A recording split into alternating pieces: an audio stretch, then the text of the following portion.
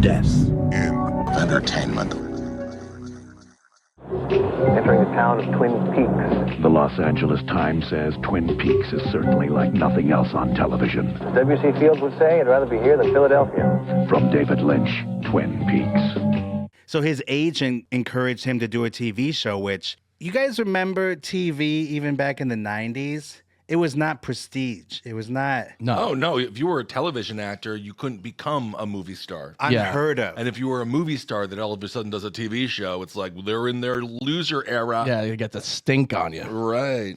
They pitched the idea to the network as a police drama meets soap opera. And it would be about the mysterious murder of the girl next door, Laura Palmer. And this was loosely inspired by the unsolved murder of someone named Hazel Irene Drew in 1909. Oh, interesting. And like Blue Velvet, Twin Peaks explores the unpleasant reality just beneath the surface in small-town America. I do love the way they sold it. It's a police drama, but kind of like a soap opera, too. And it's fucking so much weirder than all of that. So with Twin Peaks, David Lynch's persona is well-defined as a filmmaker. He's an auteur. And there's even a word for it, Lynchian. Ooh.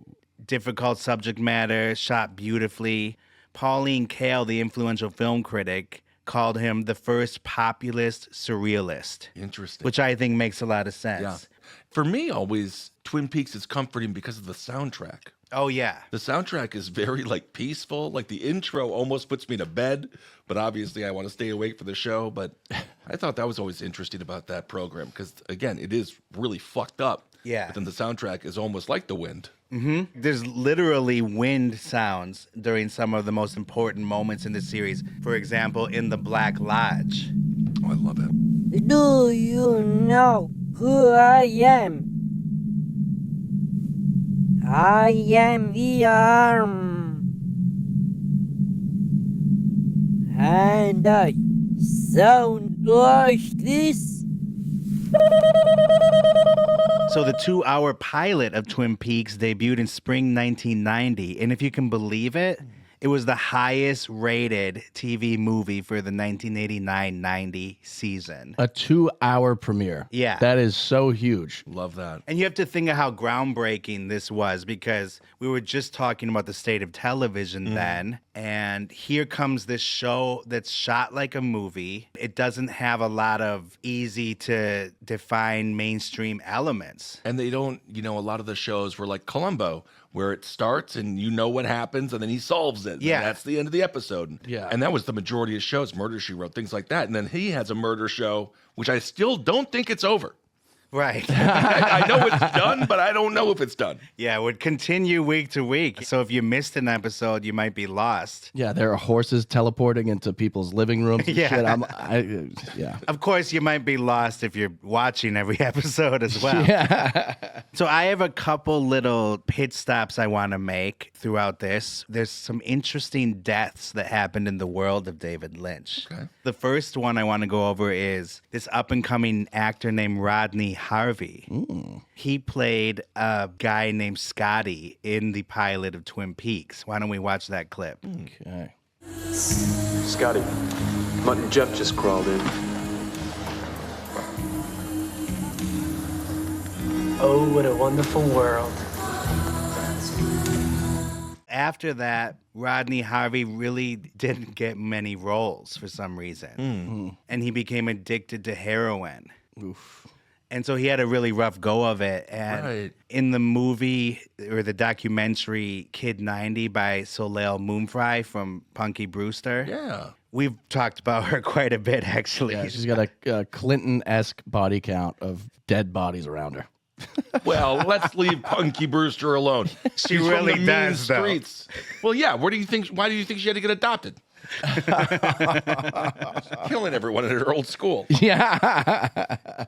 Namely, Jonathan Brandis, if you'll recall from our episode, Yeah. is one of those people that she was around. Not she didn't cause it, just didn't help it too much either. Death adjacent. Yes. Yeah. And so here's her talking about Rodney Harvey. Some of my friends really needed to be heard and to have a friend listen. and they end up committing suicide. And I didn't see it back then. One. Hello, Silhouette. It's Rodney. Where are you? Well, give me a call if you want, but I just wanted to say hi. All right. Bye.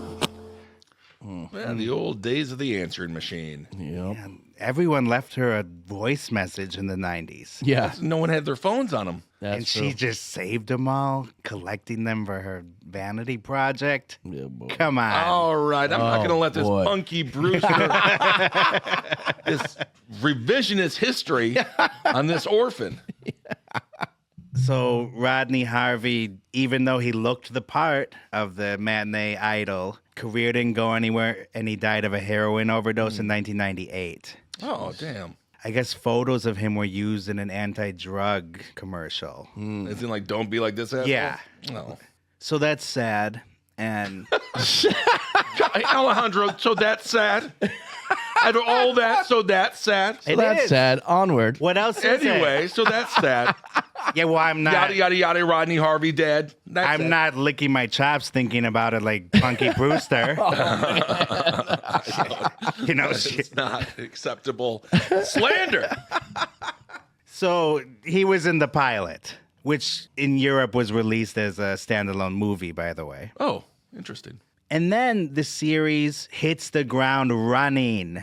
The second episode aired as a regular 1-hour drama like Columbo in the Thursday 9 p.m. slot, and it scored ABC's highest ratings in 4 years. Whoa. That's cool. It's so funny that this was such a huge hit. I Because know. It's bizarre. It's incredible Yeah.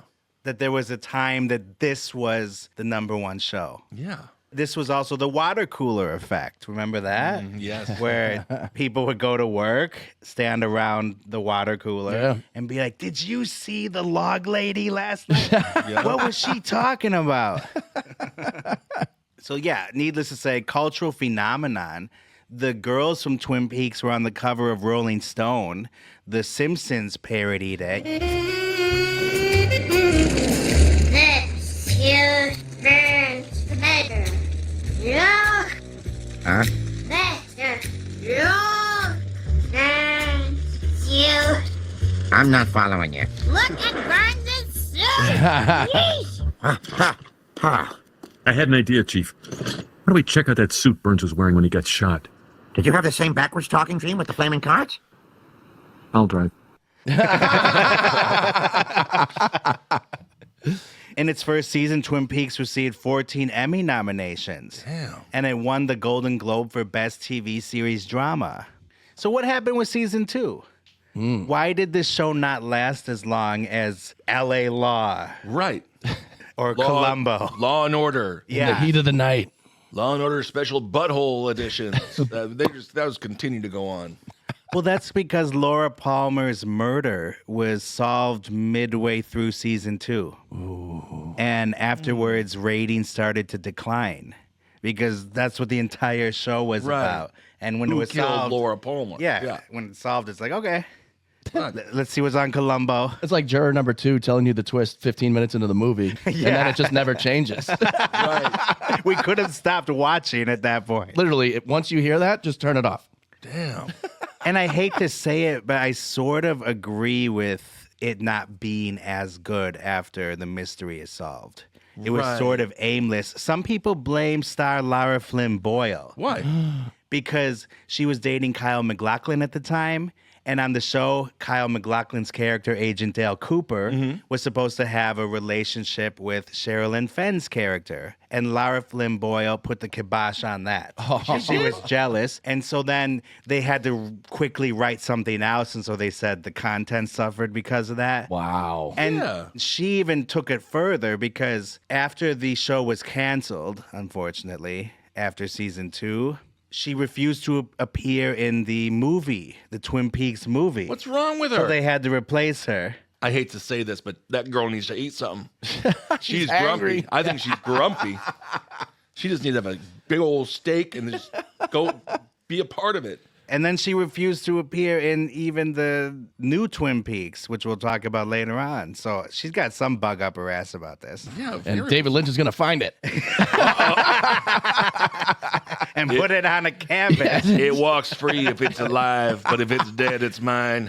I call this Laura Flynn Boyle's bug ass. Oh, beautiful piece of art. Wow, gorgeous. Very So- understated. It's not all her fault. ABC also changed the time slot a few times. You can't do that. You can't. It just never works. Not back then. Like you said, it was appointment television. If you change the appointment, people are going to get pissed. Yeah, they really are. And there's this great cliffhanger at the end of season 2 that nobody cared about. So they tried to, they're like, all right, one cliffhanger is already completely solved. Let's give you another one. Oh, and it's a major one, too. Yeah, it's when you huge. see it, and people were just left with that. Of course, we did get a season 3 on a different network many, many years later. Yes. The original show went on indefinite hiatus, and then it was unceremoniously canceled. Oh. But David Lynch got the funding to do a prequel movie. So this is another thing where he was ahead of the curve when it comes to these ideas. Like, people weren't doing prequels. Yeah, back everything then. was linear, for sure. Yeah, so to make a major movie based on Twin Peaks and have it take place before the series even started. Well, before Laura Palmer's murder was solved. Yeah, because it stars Laura Palmer when she was alive. Right. Yeah, doesn't it tell you how she got murdered? Exactly. Yeah. That was a new concept, released in 1992. That is very interesting. Did he ever talk about that decision to release that, to give that information midway through season 2? Did he ever discuss? Because Yes, but- strategically, it doesn't seem like the smartest thing to do. Again, though, when it's a show that's not following the usual linear narratives and doing what it wants to do, it was solved naturally when they felt it should be solved. Uh-huh. It wasn't the smartest marketing move. Right. Twin Peaks Fire Walk with Me was released in 1992, but it was a commercial and critical failure. Ooh. People weren't into it for some reason.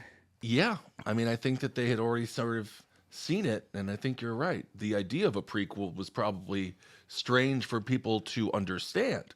They'd be like, so this is before everything happened? Yeah. And nowadays, obviously, it's so common, the multiverse, all this other stuff. But back then, that was really unique. It's also not an easy movie to sit through.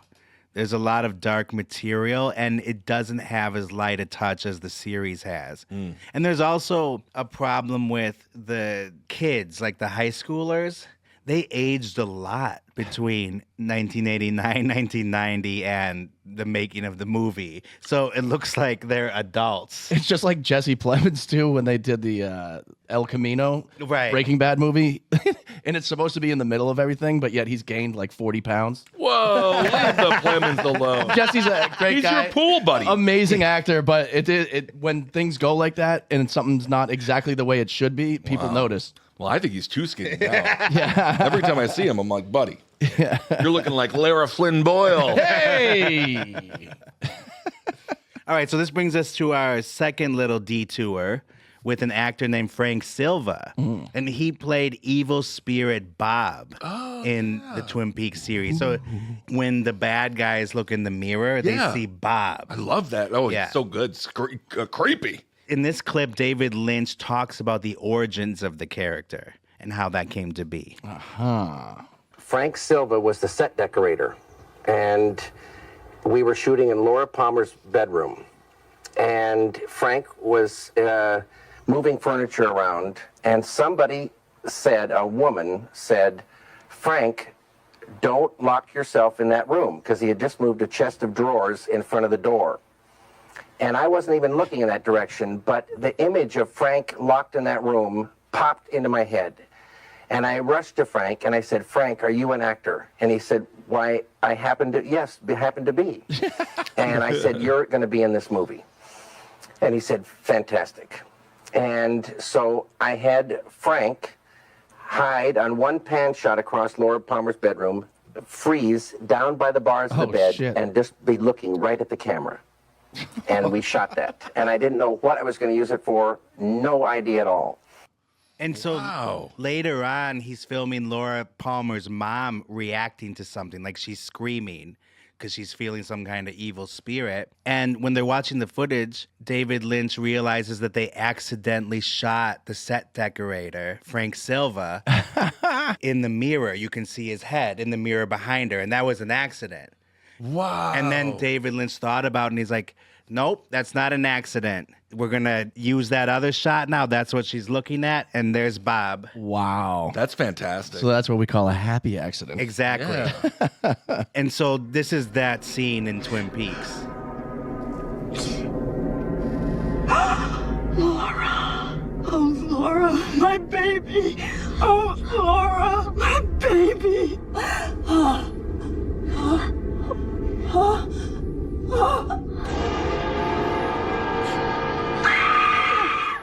Woo-wee. Love it. It really is nightmare fuel. Absolutely. So he was also in the movie and obviously throughout the series, and this is a big deal for him. It changed his life. Absolutely huge. And so here's a clip of him in an interview talking about the recent success.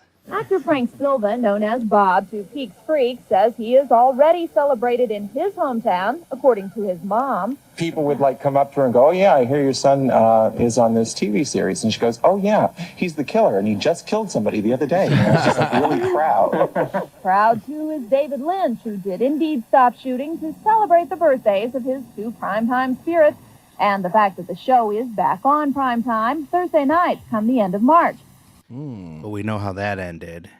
And unfortunately, Frank Silva did not have a good ending either. Oh, no. What happened to him? Well, he loved the Twin Peaks fandom, and the fandom was huge. There was a magazine that was published at the time called Wrapped in Plastic. Jeez. And it was widely distributed, all about the world of Twin Peaks. Wow. And there were fan conventions. That's great, just for Twin Peaks. Just for Twin Peaks. Yeah, Comic-Cons weren't around yet. No, so this is another new idea. Wow.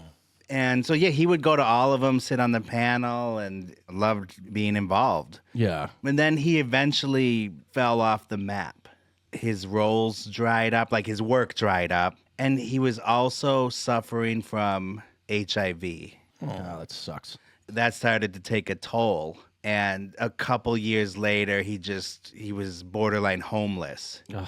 Damn. And then HIV progressed into full-blown AIDS. And he went to live with his mom, which it's very sad when you hear that clip that she was so proud of him. Yeah. Yeah. He died at her house in 1995. Okay. God.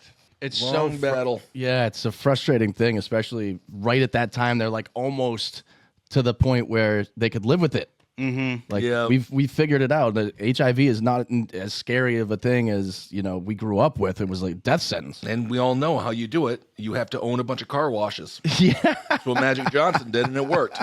So that's the secret sauce. Yeah, my brother-in-law, my bro's husband, he lost so many people to AIDS. Yeah, and HIV. So that is just very sad, devastating. Yeah, and that brings us to our next chapter. Jack Nance. Another episode we've done. Yes. She's dead.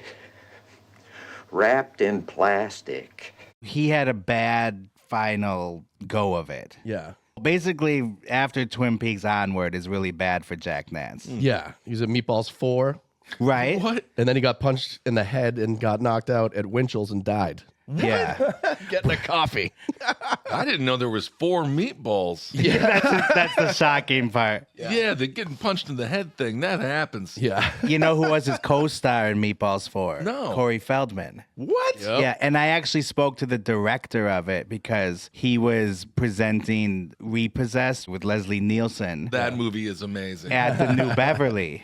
And beforehand, he was hanging outside, and we had just done the Jack Nance episode a couple months before, so I started talking to him about it. So the director of Repossessed directed Meatballs 4? Exactly. Wow. Yeah, I took the opportunity at that screening to meet with him. Bob Logan is his name. Was he happy when you brought up Meatballs 4? Oh, yeah. He was happy when I brought up Jack Nance, and actually I said I was going to email him to come on and talk about that experience. Yes. And I still haven't emailed him. We got to do it. Yeah. You have to do that. That would be awesome. But as we covered in that episode on the set of Meatballs 4, Jack Nance gets a call from his wife, Kelly Van Dyke, Jerry Van Dyke's daughter. Okay. He's still going strong, by the way. No, he's gone. Oh, I'm thinking of Dick Van Dyke. Dick Van Dyke, yeah. He is going strong. Dick Van Dyke is going strong. Yeah. And then she said she's going to kill herself over the phone. And then there was a big storm and the line cut out. And so that's where it ended for Jack Nance, the phone call that she was going to kill herself because he was on set and she was in L.A. Meanwhile, he's just surrounded by big-titted women and a bunch of cock jokes. And Corey Feldman. He's like, honey, you know I'm in a very serious acting role right now. I'm starring in Meatballs 4. This is going to be huge for us and our family. Don't commit suicide now. And then she did. Oh. Ooh, boy. And then he had to finish the movie. Damn. And on the episode we watched a scene from it. And if you can believe it, it was a very emotional scene. Yeah, he was crying. Yeah, because it was after he had found out, so he channeled all his emotions. Yeah. And after that, he had all kinds of ailments, really bad decline. And he had one more appearance in Lost Highway. And David Lynch did a reunion with him and his ex-wife, Catherine Coulson, who actually plays the log lady. She used to be married to Jack Nance. And so while making Lost Highway on a featurette, you can see it on YouTube, they have a little reunion. Oh, no kidding. And that was the last time they saw each other because Jack Nance on December 29th, 1996, went to get coffee, as Kyle mentioned, at Winchell's Donuts in South Pasadena around 4 a.m. The story goes that he got into a scuffle with a couple of delinquent kids who were just hanging around looking for trouble. Right, at the donut shop at 4 a.m. Yeah, and then they beat him up.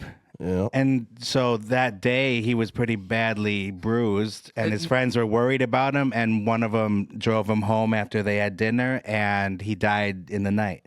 Tell me he had meatballs for dinner. 4 of them. At no point during these kids beating him up did they look at him and be like, that's Jack Nance from Meatballs 4. What the hell are we doing? We will never know what happened at Winchell's. There's no footage of it. There's no witnesses. Yeah. It's only the story that he told his friends. And then he died in his sleep that day? It happened around 4 a.m. He died less than 24 hours later in the night. Yeah. Wow. When he went to bed. So it's very mysterious. And here's a clip of David Lynch actually talking about the incident. I think in this donut shop, you can only kind of, imagine what goes on. But he just went in probably to get some coffee. He didn't like, it wasn't really an eater. He loved to drink coffee. And so you could see him in this donut shop and you could see these guys there and Jack, in his surly thing. And he could be kind of verbally abusive. So he might have said something, and then that was it. And he just got hit really hard. He doesn't mix words, Yeah, wow. Not much of an eater, though. That's fascinating. He was a drinker. Oh. At the same time that Lynch quit drinking and found transcendental meditation, remember during the making of Eraserhead? Jack Nance went the opposite way. Oh. He turned into a vicious drunkard. I guess that does bring you to a coffee shop at 4 a.m. or a donut joint. He was hungry. Maybe he finally wanted to eat something. Maybe. Didn't get his chance. I mean, I think the donut shops in Los Angeles are all a ruse. There's an undercover child operation going on or something because no one's fat here. And then every corner, there's like, have some donuts. Yeah. And I don't know who's eating them. I'm eating them for everybody. You know what? All skinny and I know I hate it. I don't get it. I do have one theory before we move on though about this incident at Winchell's. I think that they asked Jack if he wanted a Hertz donut. Hey, hurts, don't it? And now you're dead. The joke got out of hand. Yeah. Yeah. Really possible. That is fantastic. And that brings us to 2017 when David Lynch unleashed Twin Peaks: The Return. Dum bum boom. So this was huge because sure, there was Inland Empire, but really you haven't seen a real movie from this guy since Mulholland Drive in 2001. Wow. Like the Twin Towers were still standing when people first saw Mulholland Drive. Wow. And so now we have David Lynch and Mark Frost coming together again. They pitched the new series to Showtime by showing them just the first 2 hours of the script. And they had a bunch of notes. It was originally supposed to be 9 episodes, but it later doubled to 18 episodes. Wow. They viewed it as one long movie. And what a movie it is. Wow. It's as challenging as Inland Empire and Lost Highway and makes even less sense than the original Twin Peaks. And yet it still has some of his best work in it. Wow. Because even if you're not vibing, as you like to say. I was just going to say, this show is a vibe. With the entire thing, you will certainly find little vignettes or episodes that you enjoy. Yeah. And of course, an outstanding cast and the whole works, directing, the music, the writing. Right. 39 actors from the original series returned. And David Bowie, who played Agent Jeffries in the movie Fire Walk with Me, was all set to reprise his role, but died before it could happen, because he died in very early 2016. That was a sad one. Oh, I hated that one. Yep. There are ones like we talked about that just sting. I watched Labyrinth that day. Really? Yeah, that's an amazing Magic Dance. He's awesome. David Bowie's phenomenal. That's legit one of my favorite Bowie songs too. Is that cool? Fine. You're allowed it. I'm not sure what other people... Not cool. Fine. So he had a lot of dance. He had some dance moments in his life. He did, but not in the new Twin Peaks series. And we have Catherine Coulson returning as the log lady. Remember, she was married to Jack Nance at one point, and unfortunately, she died during production. Oh, how did she die? She had cancer. Everyone knew her time was limited, so Lynch filmed her in 2015 before she died, way before the series premiered. That was probably one of the first things that he shot.